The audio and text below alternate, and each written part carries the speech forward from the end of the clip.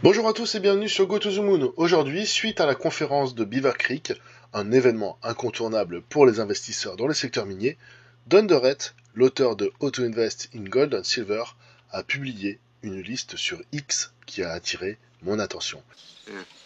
I like it. It's gonna be a piece of cake.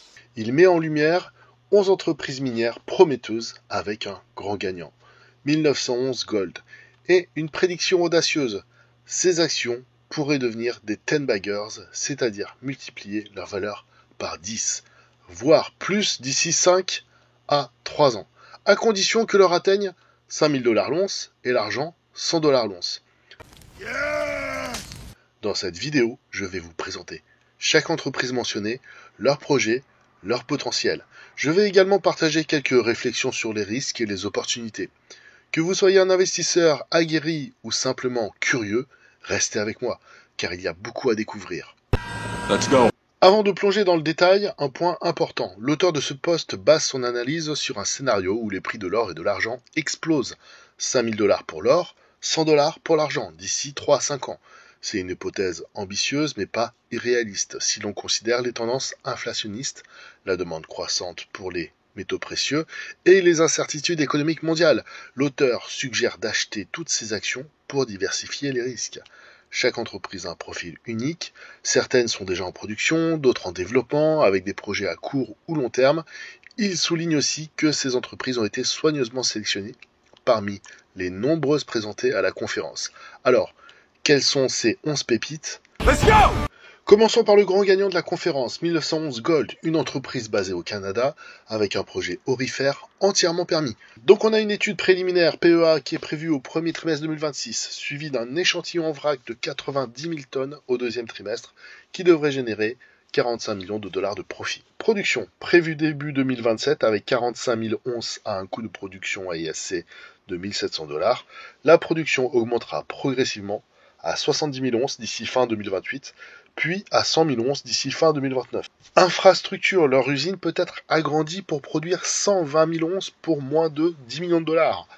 Et au niveau exploration, un gisement de 300 000 onces à 6 grammes, qui est à une distance de 12 miles, a été prévu pour entrer en production vers 2030, avec 2 autres découvertes à Forêt. Au niveau financement, on a 14 millions de dollars canadiens en caisse, 75 millions nécessaires avant production, 45 millions proviennent de l'échantillon en vrac, 30 millions d'un financement par dette, pas de dilution d'actions prévues.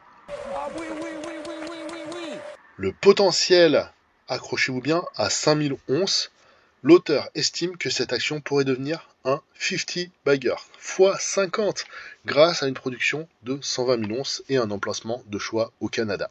Commentaire personnel de Don Durrett. J'ai toujours aimé ce projet et je savais qu'il fonctionnerait avec des prix de l'or plus élevés. C'était facile à réaliser une fois que le prix de l'or a grimpé. L'usine et le gisement étaient juste là, prêts à être exploités. Cette mine valait 1 milliard de dollars en 2011, elle atteindra à nouveau ce niveau. Et les investisseurs ne s'y sont pas trompés parce qu'à l'issue de Beaver Creek et à l'issue de ce poste, on a une augmentation de 34% dès le lundi après la conférence de Beaver Creek. Autant vous dire que Don Durrett, c'est quelqu'un qui est respecté et très écouté dans la communauté des métaux précieux. Alors, le numéro 2, c'est Talisker Resources. Je suis actionnaire de Talisker et donc bien sûr heureux que cette entreprise fasse partie de la liste. Talisker Resources opère en Colombie-Britannique, au Canada, sur la propriété Bralorne, et voici des détails. Donc on a un début de production en 2026 à 400 à 50 000 onces, montant à 100 000 onces en 2027, grâce à l'utilisation d'une usine tierce. Au niveau infrastructure, on a une usine modulaire à 25 millions de dollars à 500 tonnes par jour, qui est prévue en 2028, ou 2029, avec une capacité initiale de 1000 tonnes par jour, donc on vise à peu près 200 000 onces par an. Au niveau du financement, l'entreprise prévoit de financer la construction grâce aux flux de trésorerie qui sont disponibles en 2026-2027 parce que, on le rappelle, Talisker Resources est déjà en train de produire de l'or et un potentiel à 5000 $ l'once qui pourrait devenir un 30 baggers, 30 fois la valeur. À 100 000 onces par an, et un potentiel de 150 à 200 000 onces d'ici 2030. Thunderhead commente, il y a plusieurs grandes surprises cette année à Beaver Creek. Celle-ci en était une. Il n'était pas censé atteindre 90 000 onces de production en 2027. J'ai demandé au PDG comment ça s'est produit. Il a répondu, l'accès au capital. Ça leur a permis d'élargir leur champ d'action. C'était game changer et ça devrait les propulser à 150 à 200 000 onces de production d'ici 2030. Cette histoire est si bonne qu'il aurait facilement pu être le numéro 1, mais le rapport risque-rendement de 1911 était plus convaincant. Talisker Resources, à l'issue de Beaver Creek, prend plus 18% dès le lundi d'après. Alors on va partir en Afrique pour découvrir Asante Gold Corporation, qui opère au Ghana et qui est considéré comme l'un des meilleurs pays pour l'exploitation minière en Afrique. Une production de 400 000 onces en 2026, 1700 $ d'AISC, 500 000 onces en 2028, potentiellement 600 000 onces d'ici 2029, 2030, 60 000 hectares à forer, un fort potentiel d'expansion et des free cash flow qui vont pouvoir financer le potentiel. Et en plus, on a 35% des actions qui sont détenues par des initiés. Un potentiel à 5 000 $ l'once, un 18 baggeurs à 500 000 onces, plus 20 baggeurs à 600 000 onces. x20, x18 pour cette entreprise qui opère au Ghana. D'ailleurs, Newmont aussi opère au Ghana, Anglo Gold Ashanti, Gold Shield. Donc voilà, on a quand même des grands noms qui sont dans ce pays-là. Sachant que si on écoute le commentaire de Thunderhead, il dit « J'ai récemment acheté cette action quand ils ont conclu un accord pour doubler leur production. Les investisseurs ignorent l'Afrique de l'Ouest et je savais que cet accord était une opportunité qui était trop belle pour la laisser passer. J'avais raison. J'ai aimé le PDG, il mènera cette entreprise à 600 000 onces par an à des coûts très économiques. C'était peut-être la réunion que j'attendais le plus. Ils ne m'ont pas déçu. L'action sera cotée à Toronto dans 2 semaines et c'est déjà sur les marchés OTC et de Vancouver. Notez que sur un post récent, donc aujourd'hui, le 17-09, il a annoncé qu'il avait renforcé Asante Gold. Donc un plus 6,49% à l'issue de Beaver Creek et une belle année écoulée quand même à 59%, même si par rapport aux autres, on a quand même un premium sur les incertitudes géographiques et politiques. Next Gold, alors vous savez, je suis actionnaire de cette entreprise. Next Gold Mining, c'est 2 projets prometteurs au Canada, Goldboro, Goliath. Québec is back, tabarnak!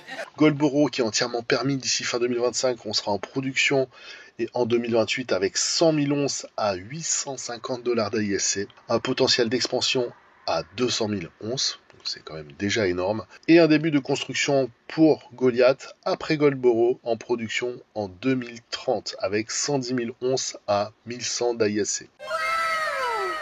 Capex de financement 250 millions. Pour Goldboro, on sera principalement financé par de la dette et ensuite pour Goliath, on sera financé par les free cash flow.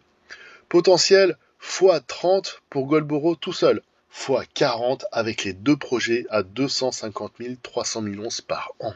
Donc c'est une entreprise dont je suis un fier actionnaire et quand je vois les commentaires, forcément ça me donne envie de renforcer. Si vous me suivez, vous savez que je mentionne souvent Next Gold comme un de mes projets de développement préférés. J'aime les emplacements et l'équipe. De plus, les projets sont incroyables avec des coûts de production bas au Canada. C'est imbattable. Allez, on enchaîne sur Tudor. Tudor Gold, c'est un géant en devenir. Tudor Gold possède un projet de 20 millions d'onces en Colombie-Britannique.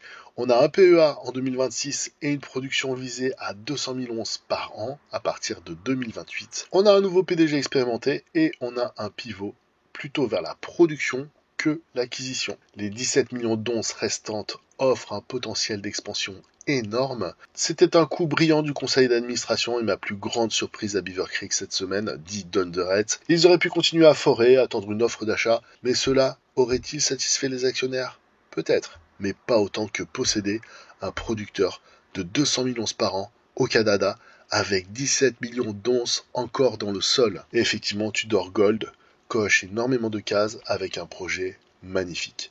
Les investisseurs ne s'y sont pas trompés, plus 19% à l'issue de Beaver Creek et une belle progression sur l'année écoulée. Heliostar Metal. Heliostar Metal opère au Mexique avec plusieurs projets. On a une production de 60 000 onces prévue en 2026, 150 000 onces en 2028 $1300 d'AISC quand même. Et avec San Antonio, on peut aller jusqu'à 300 000 onces d'ici 2030. Les projets clés, Anapola, 100 000 onces en 2028, El Colorado, 20 000 onces actuellement, Sant Augustin, 40 000 onces en 2026 et Cerro del Gallo, 100 000 onces en 2030. Donc on a des projets avec des maturités qui sont diverses. On a 30 millions de dollars en caisse et pas de dette. Le potentiel, c'est du x20 sur cette entreprise qui a déjà des mines en production et des projets assez ambitieux. Le commentaire de Don Durrett, c'est « Je suis impressionné par ce que Charles Funk, le PDG et son équipe ont accompli en une seule année. Je les ai rencontrés l'an dernier à Beaver Creek. J'étais tellement impressionné par leurs histoires que j'ai fait de Heliostar mon choix numéro 1. Ils auraient pu être les gagnants encore cette année, bien que l'action ait été un free baggers en cours sur les 12 derniers mois. Ils sont encore très bon marché.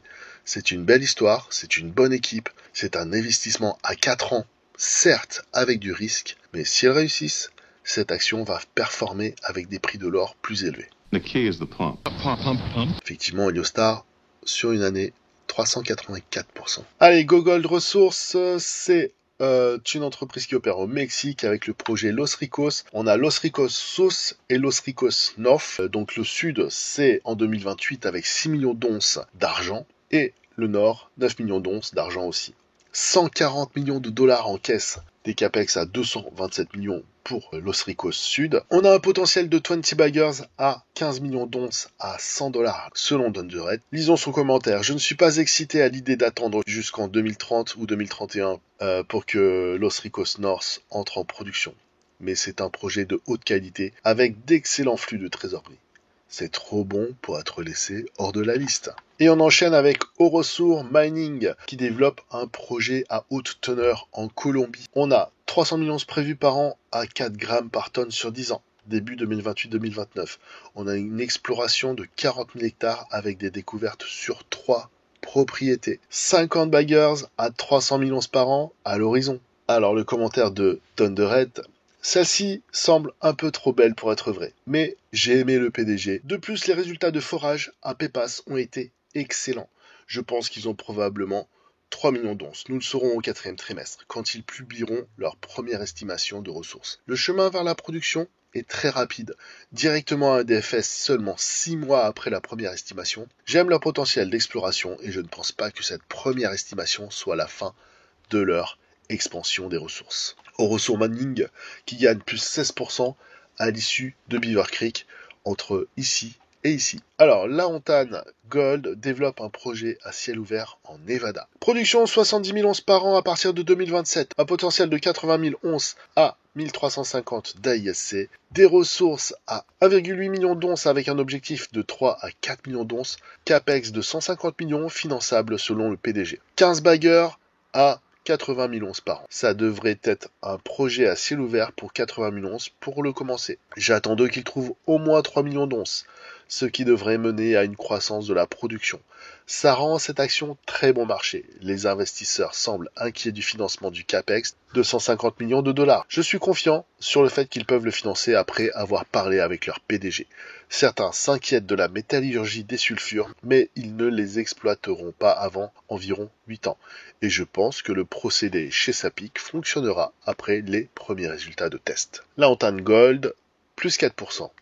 Par contre, regardez la performance sur l'année écoulée, 420%. Endeavour Silver, c'est un producteur d'argent avec des projets au Mexique et au Pérou. Je suis actionnaire de cette entreprise. J'aime bien. Production 20 millions d'onces actuelles, 30 millions d'onces d'ici 2029 avec Pitarrilla. Des free cash flow actuels énormes. Donc on a une entreprise qui est très sous-évaluée. Elle est évaluée à 5 fois les free cash flow, donc c'est que dalle. Potentiel 14 baggers à 20 millions d'onces, fois 20 à 30 millions d'onces à 100 dollars l'argent, bien sûr. Voilà, j'aime bien. Commentaire de Don Durrett. À son flux de trésorerie actuel de 300 millions de dollars, elle a un multiple de free cash flow de 5, ce qui est ridicule. Elle devrait avoir au moins un multiple de 10 et puis s'étendre à au moins 18 quand l'argent sera à 100 dollars. En utilisant un multiple de 18, ça donne un 14 bagger sans aucune croissance de production. Tout ce dont nous avons besoin, c'est d'un prix de l'argent plus élevé, une expansion du multiple. Si vous conservez l'action jusqu'à ce que Pitarrilla soit en production en 2029 à 11 millions d'onces à un faible coût, cette action va s'envoler. Vers l'infini et au-delà. C'est une longue attente, mais Clopa devrait ajouter de la production avant 2029, et j'avais tort au sujet de Clopa. Je pensais qu'ils avaient surpayé, mais elle ajoute déjà du free cash flow, et c'était une acquisition avantageuse. Jaguar Mining opère au Brésil avec un nouveau PDG ambitieux, 80 000 onces en 2026, 140 000 onces en 2030, la réouverture de Tourmalina. Si vous voulez plus de précision, allez voir la vidéo que j'ai publiée sur l'or et l'argent, avec la maximisation des mines existantes, exploration 200 000 mètres sur 5 ans et acquisition. On a un potentiel à fois 18 à 150 000 onces par an, avec un potentiel de 200 000 onces. Commentaire personnel de Don The Red. J'aime leur nouveau PDG. Il est ambitieux, intelligent et astucieux. Je m'attends à ce qu'il réussisse. Il est le PDG parfait pour l'entreprise. Il a 30 ans d'expérience au Brésil, construisant et exploitant des mines. Je pense que leurs prévisions de production seront largement dépassées. Mon objectif de 150 000 onces par an est probablement trop bas. S'il remplit les 3 usines à 4 grammes par tonne, ça représente plus de 200 000 onces par an. Maintenant que nous avons passé en revue ces 11 entreprises, quelle conclusion en tirer? On a un potentiel qui est énorme, mais qui quand même est dépendant des prix. Les prédictions de x10 ou plus reposent sur une forte hausse des prix de l'or, 5 000 $, et de l'argent, 100 $. Si ces prix ne se matérialisent pas, les rendements seront moindres. On a des profils qui sont très divers. Certaines entreprises comme 1911 et Talisker sont proches de leur production. D'autres comme GoGold ou Orosur ont des horizons plus lointains. Diversifier sur plusieurs d'entre elles peut réduire les risques. On a des risques de financement. Il y a plusieurs projets qui nécessitent des investissements importants. NextGold, Heliostar. Une mauvaise gestion du financement pourrait entraîner des dilutions. On a aussi la géopolitique. Les projets au Mexique, en Colombie et au Ghana comportent des risques politiques ou opérationnels. Notamment en Colombie, on a une élection en 2026. Exécution. On a aussi des délais, des coûts qui peuvent dépasser les prévisions. Quand on annonce une production de temps en 2026, ça peut être fin 2026, ça peut être début 2027. Il peut y avoir des problèmes, il peut y avoir tout un tas de choses qui peuvent arriver. Ne prenez pas ce que dit Don The Red pour acquis. Et surtout pour les projets de développement, on peut toujours avoir des imprévus, des problèmes météorologiques, etc., etc. Don The Red met en avant les équipes, le PDG de Talisker, d'Ashante, de Jaguar, les emplacements, le Canada, le Nevada. Il cherche aussi des faibles coûts de production et il est convaincu que ces entreprises sont sous-évaluées et prêtes à exploser avec des prix des métaux plus élevés. Mon conseil, faites vos propres recherches. Évaluez votre propre tolérance au risque, surveillez les prix des métaux précieux. Ces entreprises ont un potentiel incroyable, mais le secteur minier est très volatile. Pour information, j'ai créé une liste des actions que j'ai présentées. Donc à l'issue de Beaver Creek, le samedi, et le lundi j'ai pris aussi une capture d'écran à l'ouverture des marchés, donc à peu près 15h30 le lundi à l'ouverture des marchés, et on avait déjà des progressions qui étaient exceptionnelles. Bien sûr cette semaine ça s'est un peu lissé, il y a eu des hausses, il y a eu des baisses, il y a de la volatilité. En plus aujourd'hui on a eu le FOMC, donc forcément il y a eu quand même une petite correction sur le cours de l'argent et le cours de l'or, ce qui est pas plus mal parce que après des hausses stratosphériques pareilles, il faut aussi que le marché respire. Donc voilà pour notre revue de ces 11 entreprises minières de la conférence de Beaver Creek 2025. 1911 Gold se démarque comme le grand gagnant. Des noms comme Talisker, Ashante ou Orosur pourraient aussi surprendre. Si vous croyez en une hausse des prix de l'or et de l'argent, ces actions méritent votre attention. Qu'en pensez-vous? Avez-vous déjà investi dans l'une de ces entreprises? Prévoyez-vous de le faire? Laissez vos commentaires ci-dessous et n'oubliez pas de liker et de vous abonner pour plus de contenu sur les investissements. À bientôt sur la Lune. They may have killed a soldier, but that man had an army. This is far more deep than some political parties. And you can't kill freedom, so this one is for Charlie.